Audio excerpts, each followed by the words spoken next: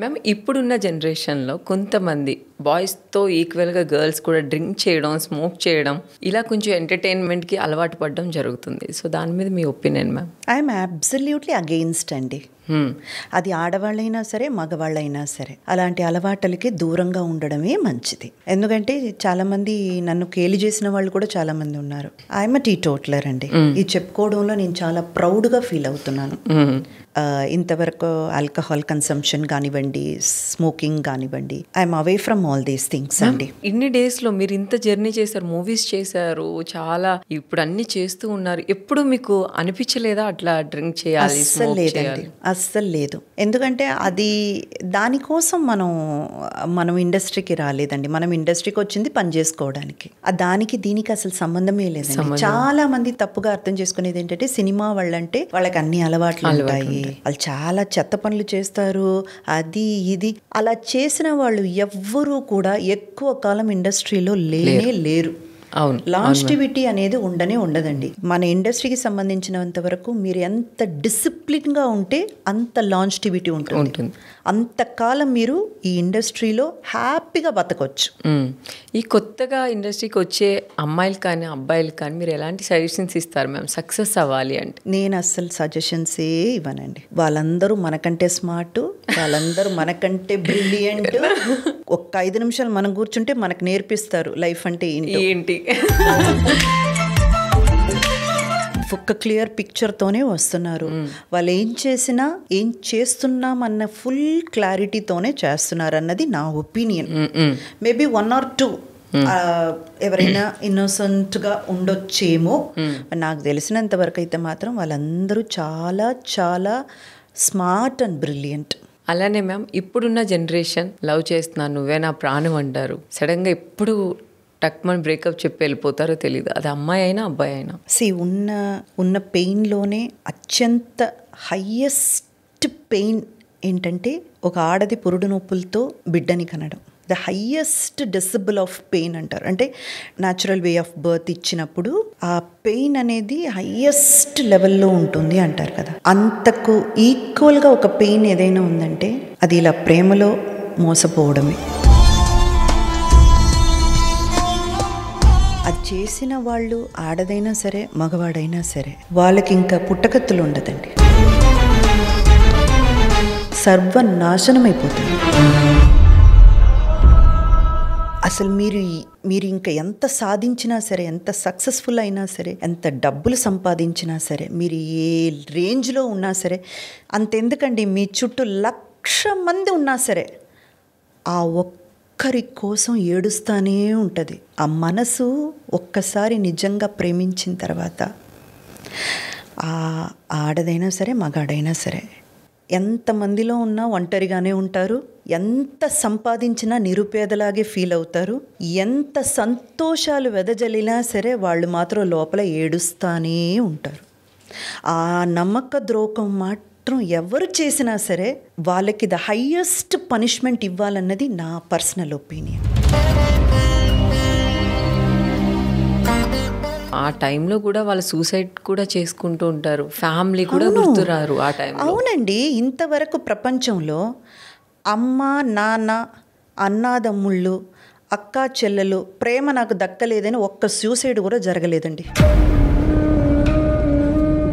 అప్పుడప్పుడే మనకు పరిచయమైన ఒక వ్యక్తి, ఏదో కొంతకాలమే మన లైఫ్లో మనతో జర్నీ చేసిన ఒక వ్యక్తి కోసం ఇంత అందమైన ప్రపంచం, అమూల్యమైన తన జీవితం, ఇంకా ఏమీ అక్కర్లేదు, నువ్వు ఒక్కరిది లేకపోతే నాకు అసలు ఈ జీవితమే అవసరం లేదని ఒక డిసిషన్ తీసుకుంటున్నారంటే అసలు వాళ్ళు ఆ ప్రేమకి ఎంత ఇంపార్టెన్స్ ఇచ్చారు.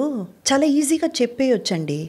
సూసైడ్ చేసుకోవడం అదొక పన, అదంతా ఒక బ్రతుక, అసలు మీకు అమ్మ నాన్న గుర్తురారా, వాళ్ళు రారా వీళ్ళు రారా, ఆ అభిప్రాయం నాకు కూడా ఉంది. ఉన్న దాంట్లోనే హైలీ ఇడియాటిక్ పని ఏదైనా ఉందంటే అది సూసైడ్ చేసుకోవడమే.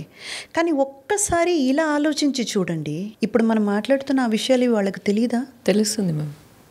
వాళ్ళ జీవితాన్ని కూడా లెక్క చేయకుండా ఒక వ్యక్తిని వాళ్ళు ప్రేమించున్నారంటే అది కోల్పోయిన వాడు ఇంకా ఈ ప్రపంచంలో ఏం గెలిచినా waste.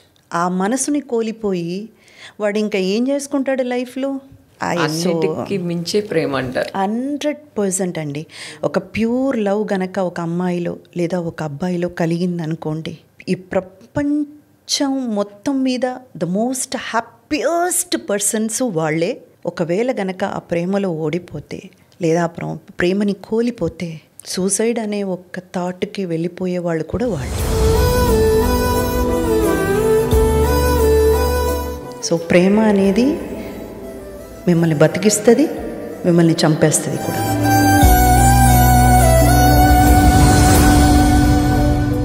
So please please please young జనరేషన్కి నేను చెప్పేది ఒకటే, మీరు ప్రేమించే వాళ్ళ గురించి కాదు, మిమ్మల్ని ప్రేమించే మీ అమ్మ నాన్నని గురించి ఆలోచించండి. వాళ్ళే మీకు ఎప్పటికీ కూడా శాశ్వతం. వాళ్ళు మీ పక్కన ఉంటే ఇవన్నీ కొంచెం దాటుకుంటూ మీరు వచ్చేయచ్చు. సో చూసుకోండి, ఎవరి మీద 100% డిపెండ్ అవ్వకండి, ఎవరిని 100కి 100% లవ్ చేయకండి, మీ జీవితాల్ని కోల్పోకండి, అంతే.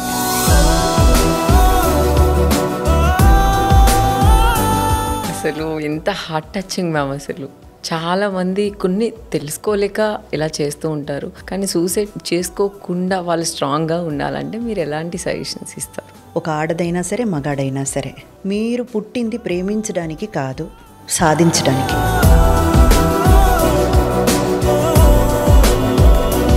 ఒక గోల్ సెట్ చేసుకోండి, మీరెవరో ఈ ప్రపంచానికి చూపించండి. మీ వెనక 100 మంది ఏంటి, 1,00,000 మంది వస్తారండి.